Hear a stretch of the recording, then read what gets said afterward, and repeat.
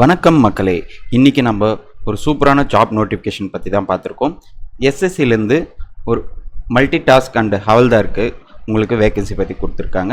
அதுக்கான website link வந்து உங்களுக்கு கீழே டிஸ்கிரிப்ஷனில் கொடுத்துட்றேன். ssc.gov.in ஃபஸ்ட்டு அந்த வெப்சைட்குள்ளே போயிட்ட உடனே இந்த நோட்டீஸ் போர்டுன்னு இருக்கும். Notice of multi tasking staff Havaldar examination 2024 இதை கிளிக் பண்ணிங்கன்னா இங்கே ஒரு பிடிஎஃப் ஓப்பன் ஆகும். ஓப்பன் ஆனோடனே ஃபஸ்ட்டு நம்ம பார்க்க போகிறது வந்து date of submission online application 27/6/2024 ஆரம்பிச்சிட்டாங்க. அதாவது நேற்றுலேருந்தே உங்களுக்கு வந்து நீங்கள் அப்ளிகேஷன் போடலாம். இது வந்து லாஸ்ட் டேட் பார்த்தீங்கன்னா 31/7/2024 முடிய போகுது. நீங்கள் அது ஆன்லைன் ஃபீஸ் பே பண்ணுறது வந்து 1/8/2024 நீங்கள் பே பண்ணிக்கலாம். உங்கள் அப்ளிகேஷனில் எதனா தப்பு பண்ணிங்கன்னா எதனா கரெக்ஷன் இருந்ததுன்னா நீங்கள் வந்து 2 நாள் டைம் தராங்க. அதாவது 16/8/2024 17/8/2024 நீங்கள் எதனா அப்ளிகேஷன்ஸில் கரெக்ஷன்ஸ் பண்ணிக்கலாம். இது வந்து கம்ப்யூட்டர் பேஸ்டு எக்ஸாம்ன்றதுனால அக்டோபர்லேருந்து நவம்பருக்குள்ளே 2024 இதுக்குள்ளே உங்களுக்கு வந்து கம்ப்யூட்டர் பேஸ்டு எக்ஸாம் நடக்கும். மீதி இதை பற்றி எதனா உங்களுக்கு சந்தேகங்கள் இருந்தாங்கன்னா டோல் ஃப்ரீ நம்பர் கொடுத்துருக்காங்க 1800-309-3063 இந்த நம்பருக்கு நீங்கள் கால் பண்ணி உங்களுக்கு எதனா சந்தேகங்கள் இருந்தால் இங்கே நீங்கள் கால் பண்ணி கேட்டுக்கலாம். அடுத்து அப்படியே கீழே வந்தீங்கன்னா வேகன்சி, இது வந்து ஹியூஜ் வேகன்சி கொடுத்துருக்காங்க. எம்டிஎஸ்க்கு 4887 வேகன்சியும் ஹவல்தாருக்கு 3439 வேகன்சி, டோட்டலாக 8326 வேகன்சி கொடுத்துருக்காங்க. இதுக்கு அப்படியே ஸ்க்ரோல் பண்ணிங்கன்னா உங்களுக்கு அடுத்து நம்ம ஏஜ் லிமிட்டை பற்றி பார்க்கலாம். ஏஜ் பார்த்தீங்கன்னா எம்டிஎஸ்க்கு 18லேருந்து 25 வயசுக்குள்ளேயும் ஹவல்தாருக்கு 18லேருந்து 27க்குள்ளேயும் இருக்கலாம் அப்படின்னு சொல்லியிருக்காங்க. இது வந்து ஏஜ் ரிலாக்ஸேஷனும் இதுக்கு உண்டு. SC/ST கேண்டிடேட்ஸாக இருந்தீங்கன்னா 5 வருஷம் ஏஜ் ரிலாக்ஸேஷன் கொடுக்குறாங்க. அதாவது 18லேருந்து 25னா ப்ளஸ் ஒரு 5, ஸோ 18லேருந்து 30 வயசு வரைக்கும் SC/ST கேண்டிடேட்ஸ் வந்து நீங்கள் அப்ளை பண்ணிக்கலாம். இது ஓபிசி கேட்டகரினா 3 வருஷமும், பிடபிள்யூபிடி அன்ரிசர்வ்டு வந்து 10 வருஷமும், பிடபிள்யூபிடி ஓபிசி கேட்டகரி இருந்ததுன்னா 13 வருஷமும், பிடபிள்யூபிடி SC/ST இருந்தால் 15 வருஷமும், எக்ஸ் சர்வீஸ்மேன்னா 3 வருஷமும், இந்த மாதிரி வந்து டிஃபென்ஸ் பர்சனலுக்கு 3 வருஷம், அந்த மாதிரி வந்து உங்களுக்கு ஒவ்வொரு கேட்டகரிக்கும் ஏஜ் ரிலாக்ஸேஷன் கொடுக்குறாங்க. நீங்கள் இது டிவோர்ஸ் விடோ உமனாக இருந்தானா அப் டு 35 வயசு வரைக்கும் நீங்கள் இதுக்கு அப்ளை பண்ணிக்கலாம். அடுத்து நம்ம பார்க்க போகிறது ஹவு டு அப்ளைன்னு சொல்லிட்டு பார்க்க போகிறோம். இது வந்து ஃபஸ்ட்டு நீங்கள் எப்படி எஸ்எஸ்சியில் ரிஜிஸ்டர் பண்ணணும், ஒன் டைம் ரிஜிஸ்ட்ரேஷன். அதாவது நம்ம டிஎன்பிசியில் பண்ணுற மாதிரி தான் இதுக்கும் வந்து ஓடிஆர் பண்ணணும். இது ஓடிஆர் பண்ணோன்னா மெயின் இம்பார்ட்டன்ட் திங்க வந்துட்டு 4 டாக்குமெண்ட் ரொம்ப கண்டிப்பாக தேவைப்படும். Phone number, mail ID, 10th mark sheet and photo. இது வந்து கம்பல்சரி தேவைப்படும். நீங்கள் 10th மார்க் ஷீட்டு வந்து உங்களோட நேம் ப்ரூஃபு, பர்த் ப்ரூஃப்க்கு அதை வச்சுக்கலாம். ஆதார் கார்டு வந்துட்டு உங்களோட அட்ரஸ் ப்ரூஃப்க்கு வச்சுக்கலாம்.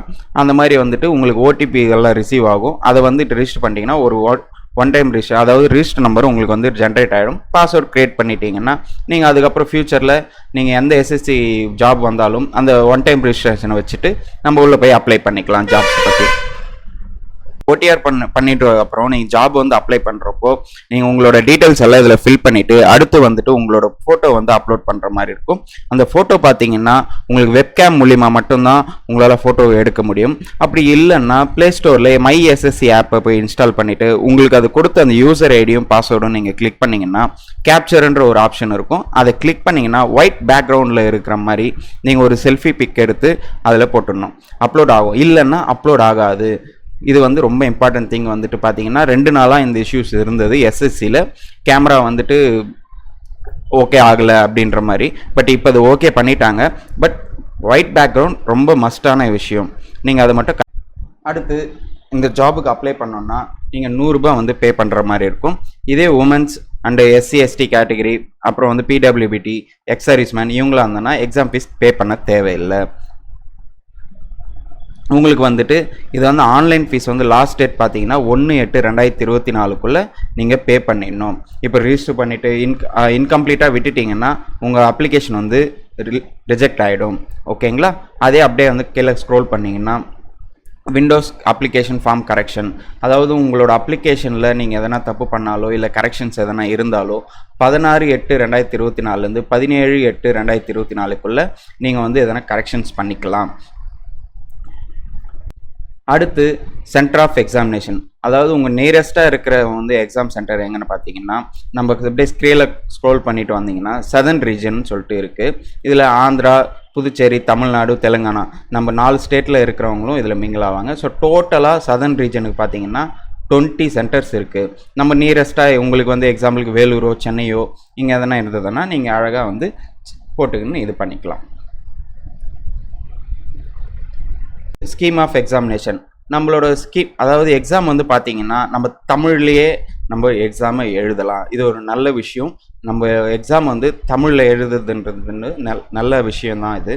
அதுக்கான வந்து உங்களுக்கு சிலபஸ் கொடுத்துருக்காங்க பாருங்கள். என்ன சப்ஜெக்ட்டு, எவ்வளோ question, maximum mark, time duration for 4 parts அப்படின்னு சொல்லிட்டு போட்டிருக்காங்க. ஃபஸ்ட்டு சீசனில் வந்துட்டு நியூமரிக்கல் அண்ட் மேத்தமெட்டிக்ஸ் எபிலிட்டி 20க்கு 60 மார்க் எடுக்கணும். நீங்கள் 20 கொஷின்ஸ்க்கு 60 மார்க் எடுக்கணும் 45 நிமிஷத்துக்குள்ளே.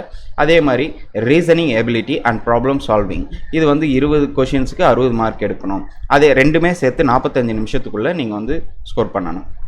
அதுக்கப்புறம் சீசன் 2 ஜென்ரல் அவேர்னஸ்க்கு வந்து 25 கொஷின்ஸ்க்கு 75 மார்க்கும், இங்கிலீஷ் லாங்குவேஜ் அண்ட் கம்பேரிஷன் இதுக்கு 25 கொஷினுக்கு 75 மார்க்கும் 45 நிமிஷத்தில், அதாவது ப்ராக்கெட்டில் 60 போட்டிருக்காங்க, பட் 45 நிமிஷமே நீங்கள் முடித்தாலே நல்லதானது. ஸோ இது வந்து ஃபுல்லாக வந்து கம்ப்யூட்டர் பேஸ்டு எக்ஸாம்ன்றதுனால உங்களுக்கு உங்கள் நியர்பை சென்டர்லேயே உங்களுக்கு வந்து எல்லாமே உங்களுக்கு அவங்க இன்ஸ்ட்ரக்ஷன் கொடுத்துருவாங்க. ஓகேங்களா? நீங்கள் உங்களுக்கு சிலபஸ் வேணும் அப்படின்னீங்கன்னா இவங்களே எங்கள் கீழே 17வது நம்பர் பேஜில் வந்து கொடுத்துருக்காங்க பாருங்கள். உங்களுக்கு எந்த மாதிரி கொஷின்ஸ் கேட்பாங்க, எதை பற்றி கேட்பாங்க அப்படின்னு சொல்லிட்டு நீங்கள் இதை பார்த்து தெரிஞ்சுக்கலாம். அப்புறம் வந்துட்டு இதுக்கு வந்து ஃபிசிக்கல் எஃபிஷியன்சி டெஸ்ட்டு நடத்துவாங்க. அதாவது வாக்கிங் நீங்கள் 160 மீட்டர், அதாவது 1600 மீட்டரை வந்து 15 நிமிஷத்துக்குள்ளே நடக்கணும். ஃபீமேலாக இருந்தீங்கன்னா 1 கிலோமீட்டரை வந்துட்டு 20 நிமிஷத்துக்குள்ளே நடந்து காட்டணும். அதை நீங்கள் பாஸ் பண்ணால் மட்டும்தான் உங்களுக்கு வந்துட்டு உங்களுக்கு ஜாப் வந்து கன்ஃபார்ம் பண்ணுவாங்க. அதுக்கப்புறம் அப்படியே கீழே வந்தீங்கன்னா ஹைட்டு, செஸ்ட்டு இதை பற்றி போட்டிருக்காங்க. மேல் கேண்டிடேட்ஸ்னால் 157 சென்டிமீட்டர் வந்து ஹைட்டு இருக்கணும் அப்படின்னு சொல்லிட்டு போட்டிருக்காங்க. இதுவே செஸ்ட்டுன்னா 81 சென்டிமீட்டர் இருக்கணும், fully expand with minimum expansion 5 centimetres அப்படின்னு சொல்லிட்டு. இதே ஃபீமேலாக இருந்தீங்கன்னா 182 சென்டிமீட்டர் இருக்கணும் ஹைட்டு. வெயிட்டு பார்த்தீங்கன்னா 48 கிலோ இருந்தாவே போதுமானது. அடுத்து நம்ம பார்க்க போகிறது பார்த்தீங்கன்னா என்னென்ன டாக்குமெண்ட்ஸ் வந்துட்டு நீங்கள் இது எக்ஸாமுக்கு வந்து அப்ளை பண்ணணும், அதாவது எலிஜிபிள் எது அப்படின்னு சொல்லிட்டு பர்த் ப்ரூஃப்க்கு இதுக்கெல்லாம் பார்த்தீங்கன்னா உங்களோட Aadhaar card, voter ID, driving licence, PAN card, passport, ID card issue with university, அதாவது காலேஜ்லேருந்து கொடுத்த ID cards, so employer ID cards, ex service man இருந்ததுன்னா discharge book issued by ministry of defence, அதுவும் அந்த மாதிரி வந்துட்டு உங்களுக்கு ஒரு ஐடி ப்ரூஃப்ஸ் வந்து நீங்கள் எக்ஸாமினேஷன் போகிறப்போ கண்டிப்பாக இது கேட்பாங்க. அதனால் ஒரு ஐடி ப்ரூஃப் நீங்கள் கண்டிப்பாக கொடுத்தே ஆகணும். அதுக்கப்புறம் வந்துட்டு நீங்கள் எக்ஸாமில் பாஸ் பண்ணிட்டீங்கன்னா டாக்குமெண்ட் வெரிஃபிகேஷன் கண்டிப்பாக வைப்பாங்க. அதாவது ஃபிசிக்கல் இதெல்லாம் முடிச்சதுக்கப்புறம் உங்களோட டாக்குமெண்ட் வெரிஃபிகேஷன் இருக்கும். அதாவது உங்களோட ஒரிஜினல் சர்டிஃபிகேட்ஸை நீங்கள் ப்ரொவைட் பண்ணுற மாதிரி இருக்கும். அங்கே அவங்க வந்து வெரிஃபிகேஷன் பண்ணிவிட்டு நீங்கள் எலிஜிபிள்னா உங்களுக்கு வந்து ரிசல்ட் வந்து உங்களுக்கு அனுப்புவாங்க.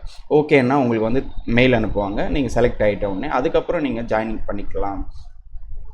ஸோ இதோட டீட்டெயிலை பற்றி உங்களுக்கு கீழே எல்லாமே இருக்குது. நீங்கள் இதை அப்படியே படித்து பார்த்தீங்கன்னா நல்லா படித்து பாருங்கள். கண்டிப்பாக இது வந்து உங்களுக்கு நல்ல யூஸ்ஃபுல்லான பேஜாக இருக்கும். அதே மாதிரி இது ஒரு நல்ல ஜாபு, இதை நீங்கள் மிஸ் பண்ணிடாதீங்க. கண்டிப்பாக அப்ளை பண்ணுங்கள். ஏன்னா 10th பேஸ் பண்ணி தான் எல்லாமே சொல்கிறாங்க. மெயின் இம்பார்ட்டன்ட் திங் வந்து பார்த்தீங்கன்னா தமிழில் எக்ஸாம் நடக்குது. ஸோ கண்டிப்பாக இதுக்கு அப்ளை பண்ணுங்கள். இது பற்றி வேறு எதனா சந்தேகங்கள் இருந்துங்கன்னா கமெண்ட் செக்ஷனில் கமெண்ட் பண்ணுங்கள். இந்த மாதிரி யூஸ்ஃபுல்லான வேலைவாய்ப்பு நியூஸ் எல்லாம் போடுறதுனால நம்ம சேனலை சப்ஸ்கிரைப் பண்ணுங்கள். மறக்காமல் பெல் ஐக்கானை கிளிக் பண்ணுங்கள். தேங்க்யூ.